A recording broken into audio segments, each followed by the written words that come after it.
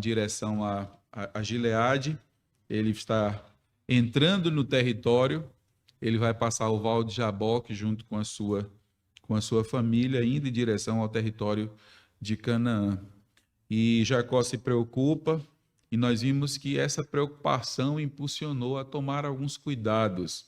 O primeiro desses cuidados, irmãos, recordam? Foi uma iniciativa de Deus, o acampamento de anjos. Deus estava protegendo Jacó. Jacó envia o mensageiro de paz. Ele envia o mensageiro para que vá ao encontro de Esaú. O mensageiro retorna, vem aí 400 homens. Esaú, teu irmão, vem 400 homens. Ele fica preocupado com isso, tão preocupado ele fica que divide em dois bandos, um para um lado, o outro para o outro, imaginando que assim, de alguma forma, ele possa proteger. Ele entende, irmão, Jacó entende que ninguém vai ocupar um exército, né, uma guarnição de 400 soldados para simplesmente ir ao encontro, dar as boas-vindas para alguém que está vindo. Se eles saíram e no meio daquela confusão, daquela briga, do engano de Jacó, de fato, ele está preocupado e está correto em estar preocupado. Na sequência, ele orou, nós vimos nas semanas anteriores, essa oração de Jacó, que é um modelo. É a primeira oração registrada, viu, irmãos? Nós temos a primeira oração registrada nas Escrituras. É uma oração muito bonita e ela, de fato, serve de modelo para os nossos momentos com o Senhor. Uma coisa me chama muita atenção na oração, além de muitas coisas, não é? Mas o fato da expressão que aparece na oração, ele falou com Deus. Orar é falar com Deus, é conversar com o Senhor, é apresentar a Deus as grandes necessidades que nós temos. E, por fim, ele manda presentes para Esaú. Então, cerca de 550 animais que vão sendo divididos. Nós não sabemos quantos bandos foram, se foram 3 grupos, alguns entendem que foi assim, porque fala de primeiro, segundo e terceiro, mas talvez tenha sido mais do que 3, né? Tenha dividido em 5 grupos, nós não sabemos ao certo. Mas o certo é que nós temos a quantidade de presentes que ele enviou. E então, você imagina Esaú vindo, aí vem aquele bando, né, trazendo um rebanho, e ele pega aquilo, não vamos para trás, e ele continua. Daqui a pouco vem outro, daqui a pouco vem outro, daqui a pouco ele está chegando próximo. E aí nós nos deparamos com esse encontro. Depois que Jacó foi modificado por Deus quando ele orava, não vou deixar o Senhor, enquanto o Senhor não me abençoar. Então vimos os detalhes, irmãos, dessa luta de Jacó com Deus, vimos que de fato era Deus, e Deus passa o tempo todo ali lutando com Jacó, e a aproximação do homem com Deus mexe no caráter do homem, mexe na estrutura espiritual dele, inclusive na parte física. A vida e fisicamente Jacó é modificado. E a gente encerra o capítulo 22 com algo assim bem bonito, né? No verso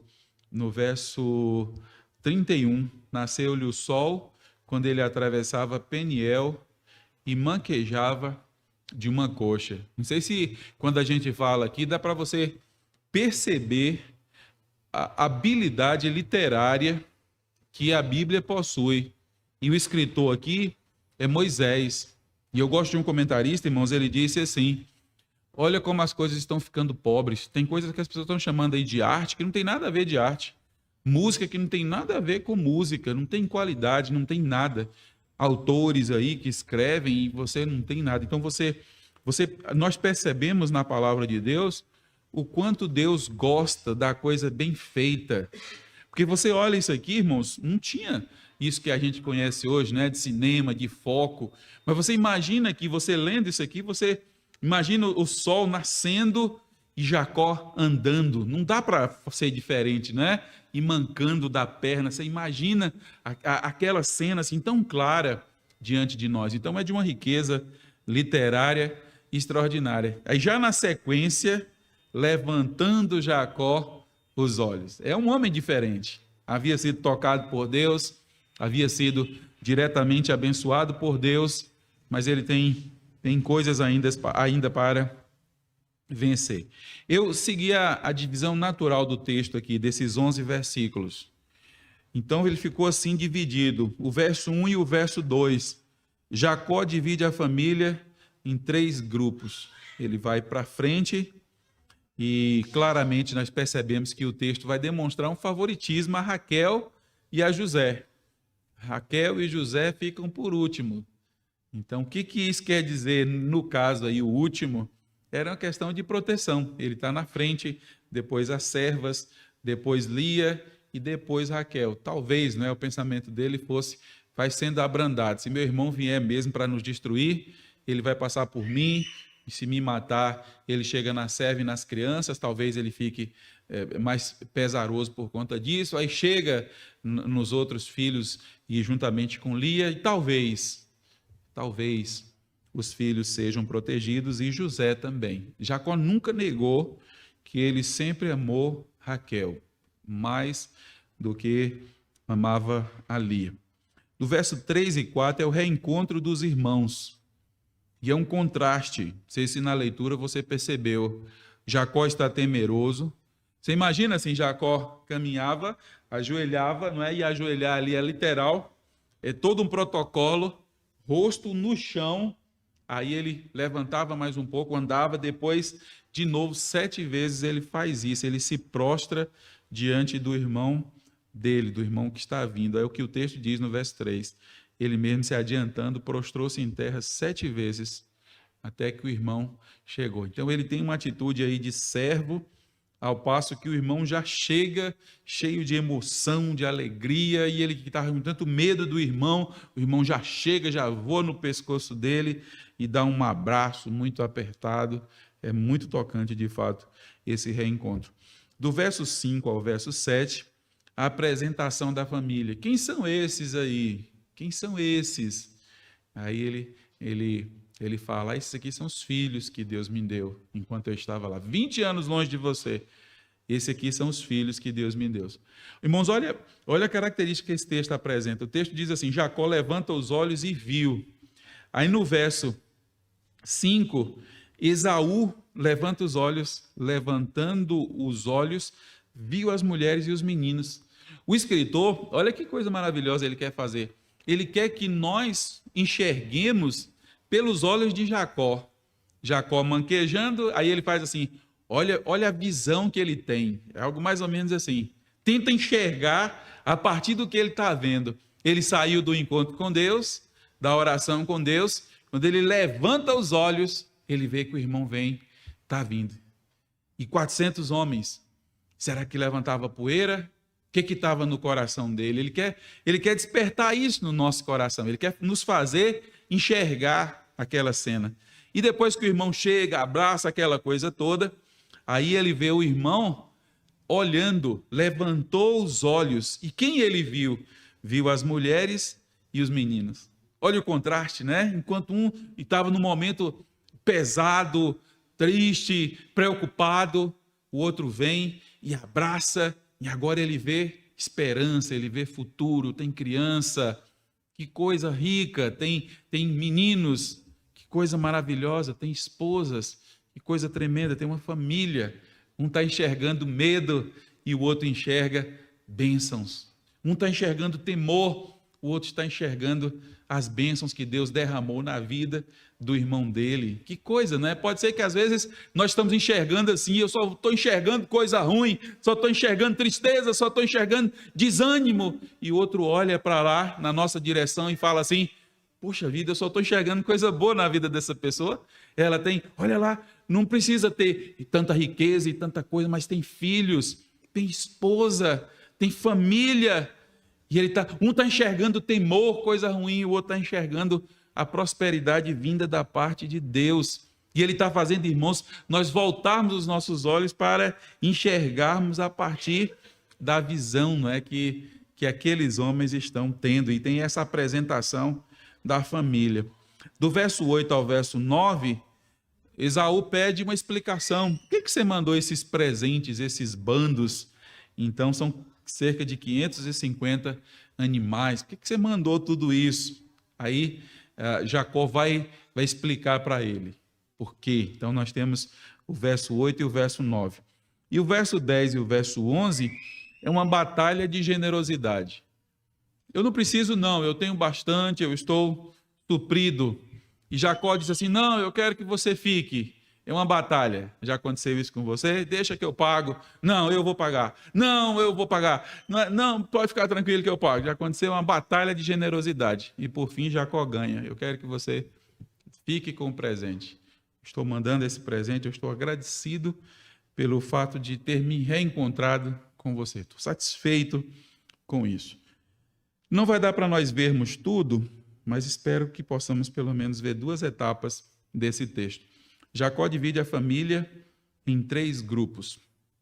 Ele vai à frente e, como eu já falei, isso demonstra o favoritismo dele a Raquel e a José, não é? Protegendo Raquel e José. O texto diz assim, se você quiser manter sua Bíblia aberta, é bom, irmão, você vai acompanhando os versículos. Levantando Jacó os olhos, viu que Esaú se aproximava e com ele 400 homens. Então passou os filhos de Lia a Raquel e as 2 servas, pôs as servas e seus filhos à frente, Lia e seus filhos atrás deles, e Raquel e José por último. Levantando Jacó os olhos. Então, como eu já falei para os irmãos, o autor quer que nós olhemos, que nós enxerguemos a partir do que Jacó viu. E é curioso isso, porque, irmãos, ele terminou de ter um encontro com Deus. Ele sabe que tem um acampamento de anjos, ele já fez uma estratégia tão maravilhosa, mas todos nós somos assim. Para nós, algo só terminou quando a gente fala assim, agora sim eu estou um pouco mais aliviado. É natural nosso, do ser humano. Ele já sabe da proteção de Deus, ele sabe da ação de Deus, ele sabe da bênção de Deus, mas aqui eu entendo que é mais como mais uma medida de segurança. Ele divide os bandos, como já falei, para os irmãos, imaginando assim, não é? Se for atingindo uns, talvez ele poupe aqueles que estão mais para o fim. Levanta os olhos e verifica que há medo. São anos de amargura. Foram 20 anos que ele saiu brigado com o irmão dele, que o irmão dele jurou para ele assim, olha, quando meu pai morrer, eu vou matar você. E a mãe falou, foge, meu filho, porque seu irmão mata mesmo. Ele tem coragem de fazer isso. E agora esses 20 anos está prestes a chegar a um desfecho. Está prestes a reencontrar com seu irmão. E há muita coisa ali em jogo, né? Como é que será que meu irmão vai reagir? O que será que ele vai dizer? Se é que ele vai dizer alguma coisa. Com 400 homens, ele pode vir logo diretamente sobre nós aqui, sobre as crianças, e nem falar absolutamente nada.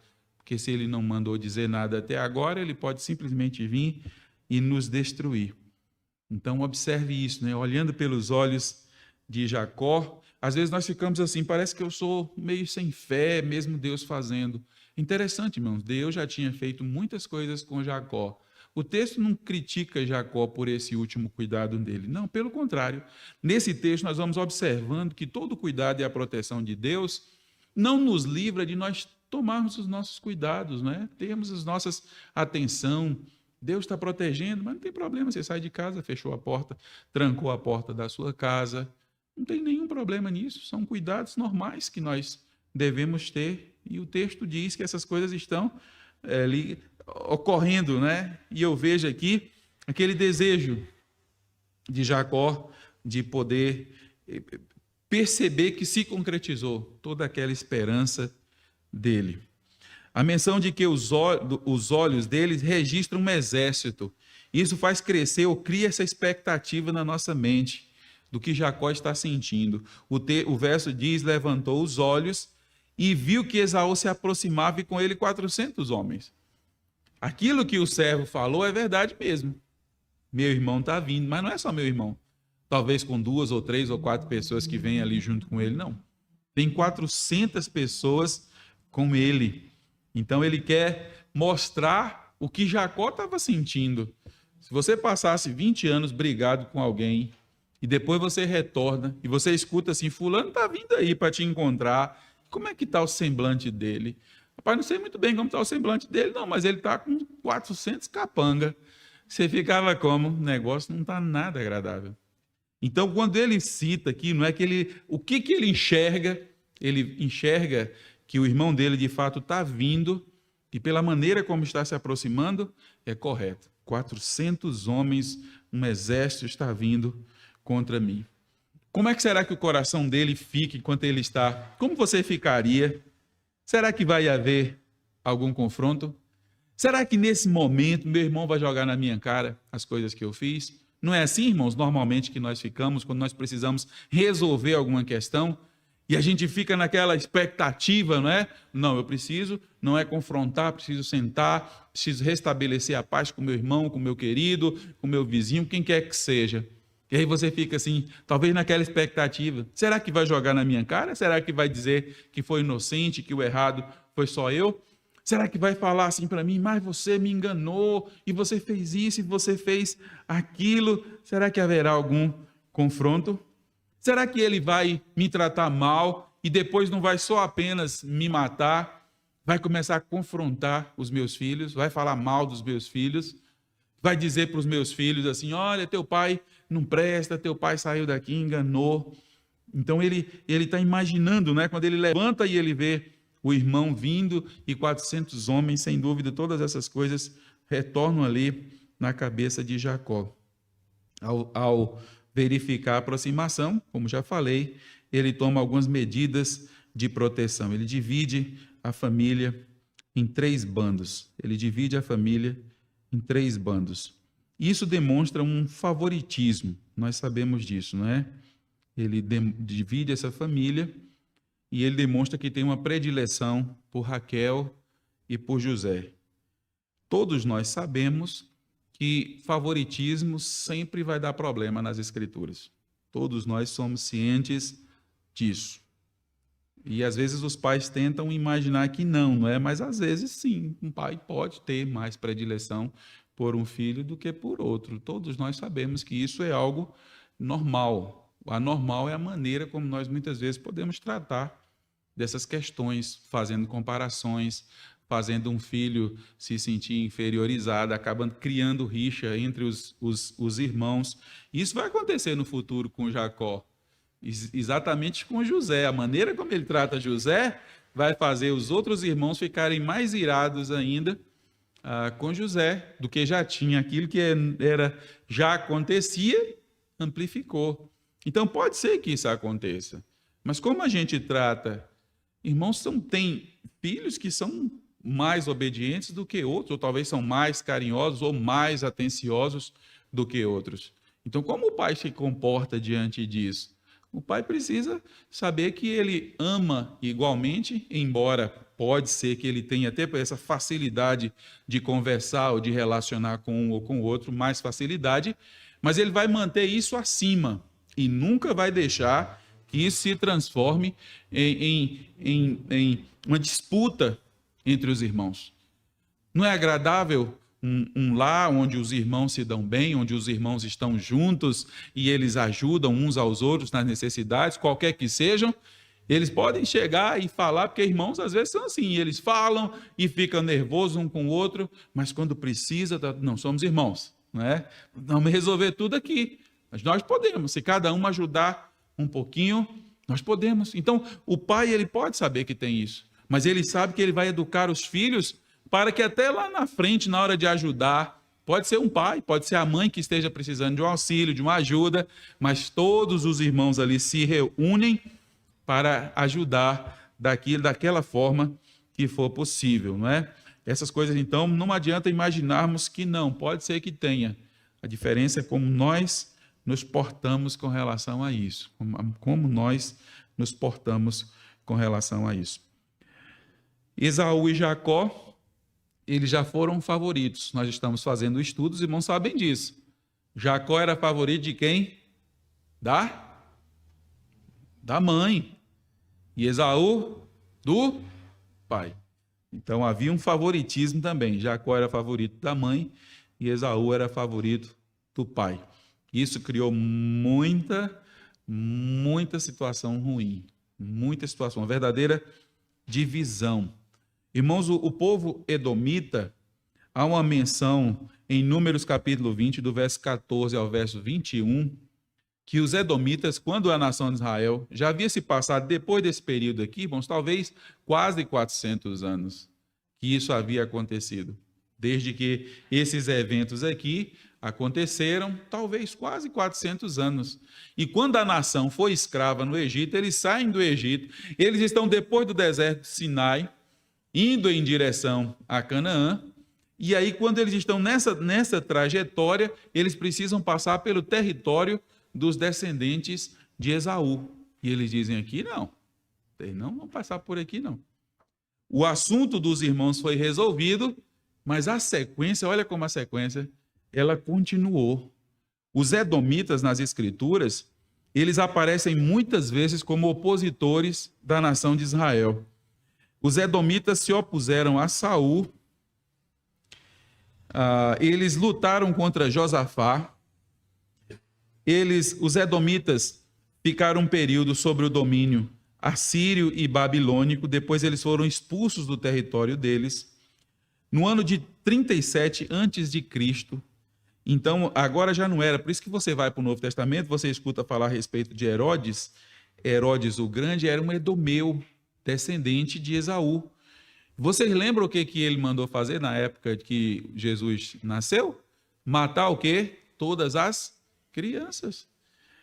Meu irmão, como é que pode, depois de tanto tempo, aquele ódio continuava, era mantido ali.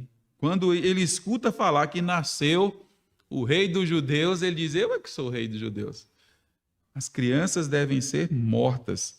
As crianças devem ser mortas. Herodes, ele reforma o templo, aquele templo que Jesus entrou, ele é reformado no período de Herodes, né? Ele quer cair na graça do povo judeu.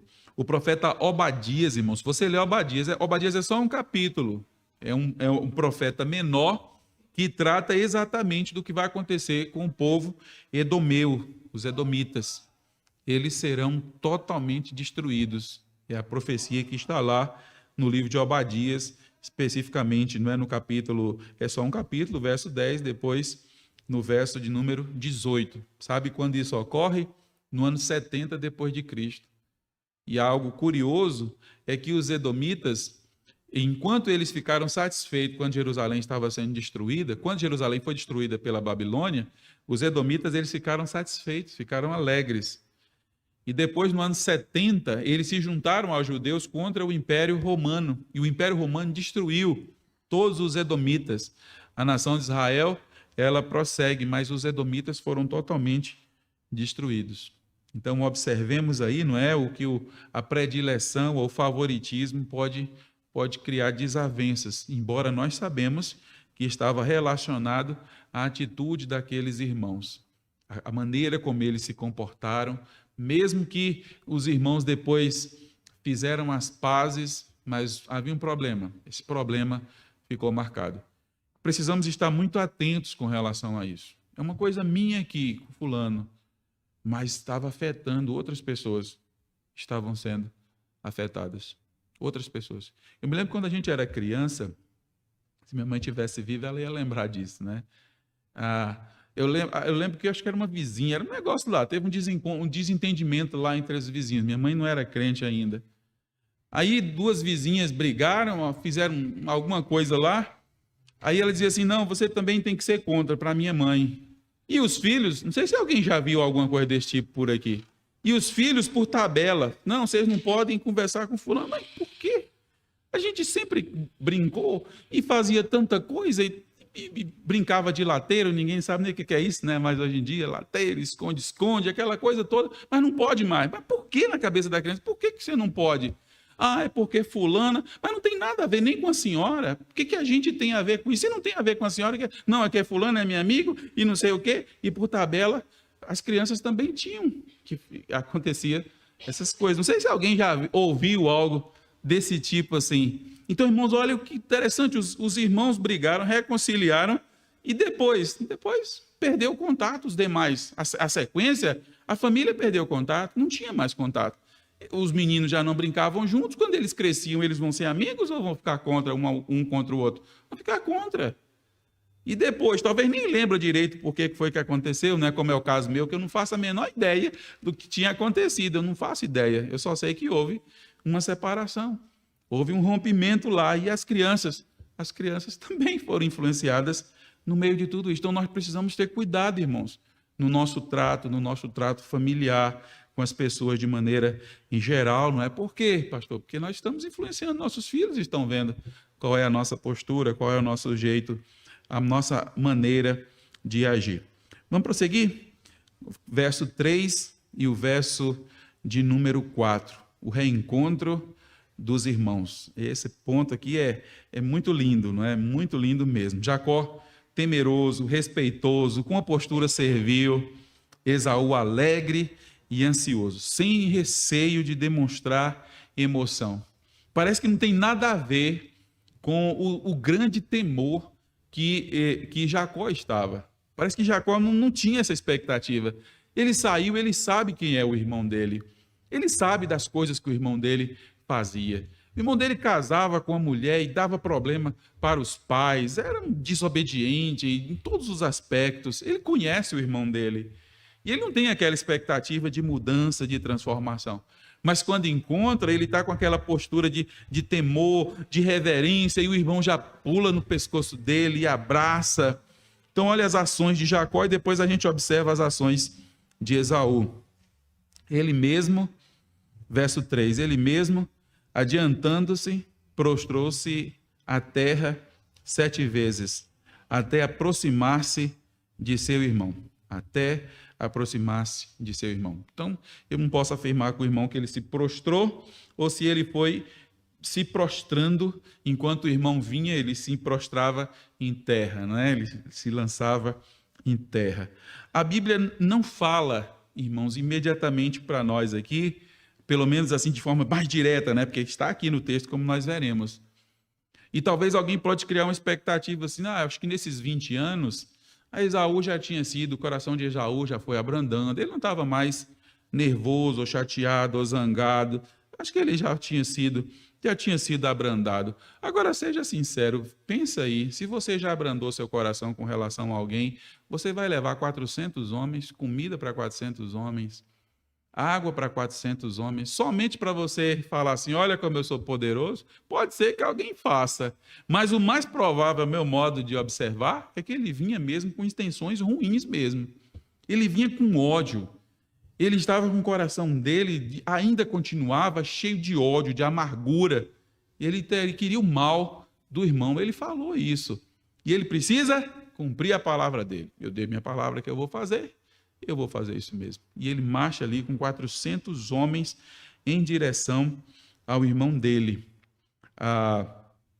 O verso 33, aliás, o capítulo 33, o verso 10, olha aqui o que eu entendo que aconteceu no texto, irmãos. A intervenção de Deus. O texto diz assim, vi o teu rosto como se estivesse contemplando o semblante de Deus e te agradaste de mim.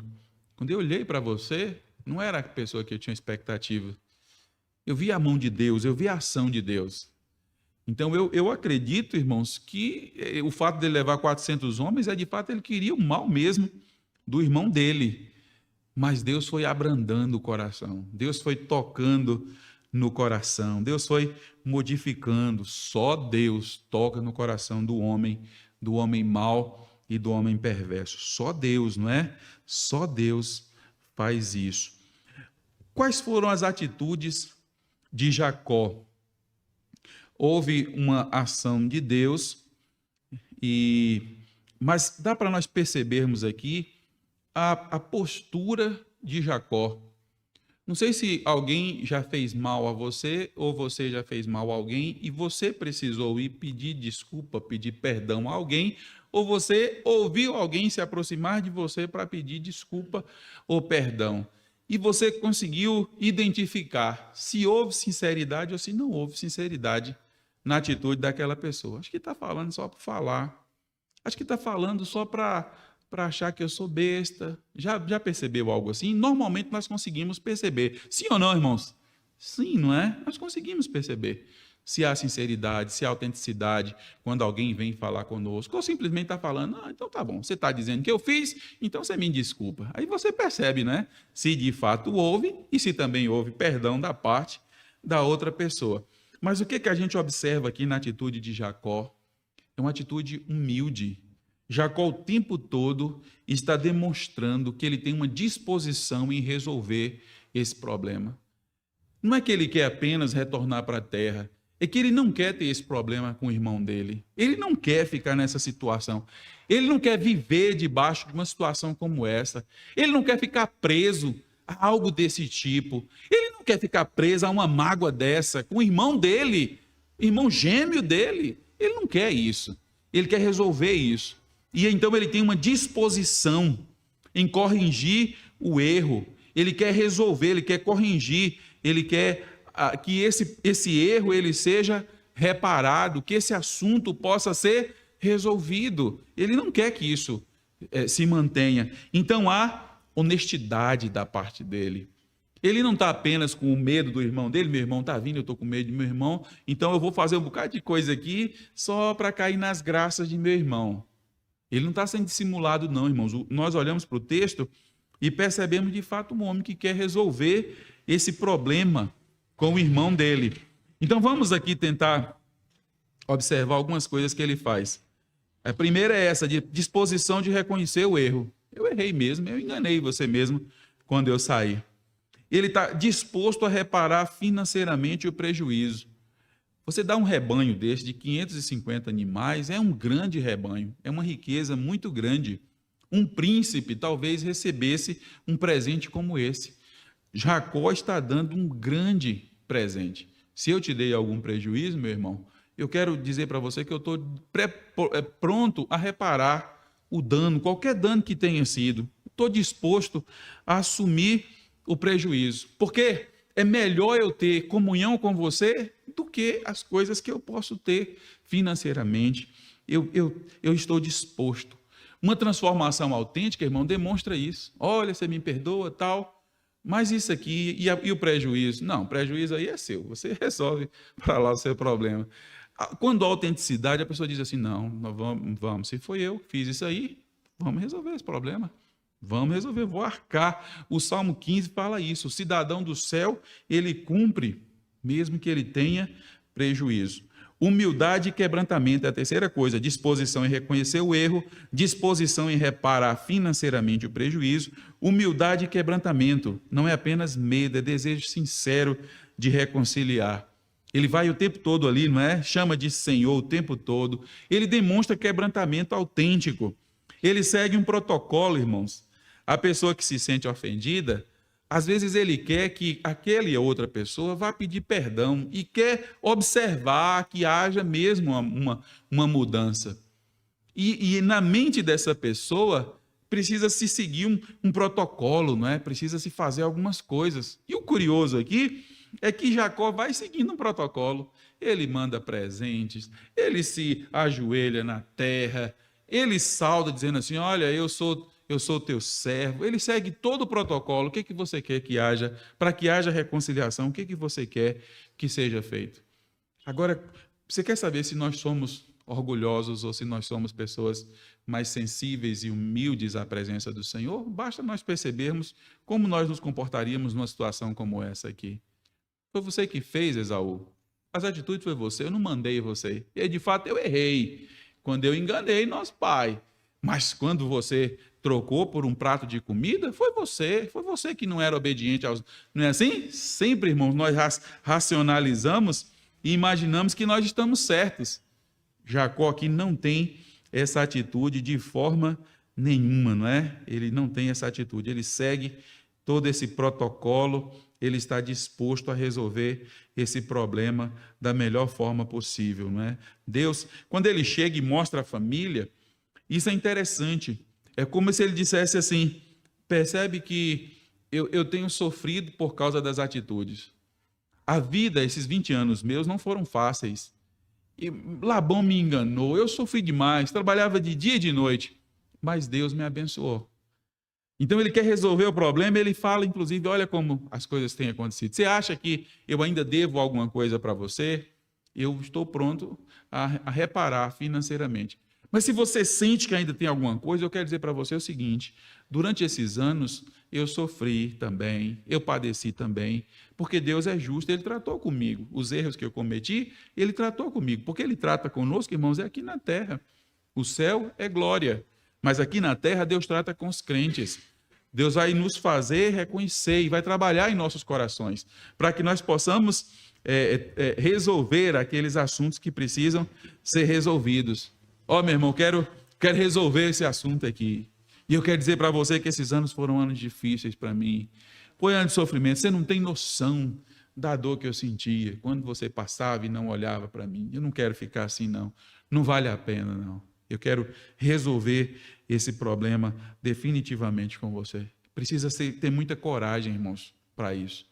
Precisa ter muita coragem perante o Senhor, né? Humildade perante o Senhor. Jacó recebe a bênção de ser Senhor, mas ele não se comporta como Senhor. Irmãos, quem tem a bênção é Jacó.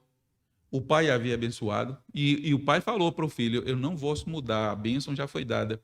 Ele tem a bênção de Deus em sonho. Ele tem agora a bênção de Deus no Val de Jaboque, que ele passou a chamar de Peniel. Em Peniel, Deus o abençoou, ele tem a bênção. E a bênção é: você é senhor de seu irmão.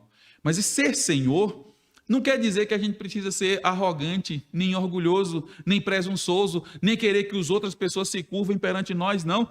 Jacó é senhor, mas ele se comporta como um servo. O que Jesus Cristo falou em João capítulo 13? João capítulo 13. Quem deseja ser senhor, que seja o servo. Vocês não quiseram lavar os pés dos demais discípulos, pois então vocês aprendam que se você quiser ser senhor, você deve ser servo. E você ser senhor, ele lava os pés e Pedro diz assim: não, então não, senhor, senhor, não vou aceitar que o senhor lave, não, meus pés não. Qualquer um dos outros discípulos eu aceitaria, mas o senhor não.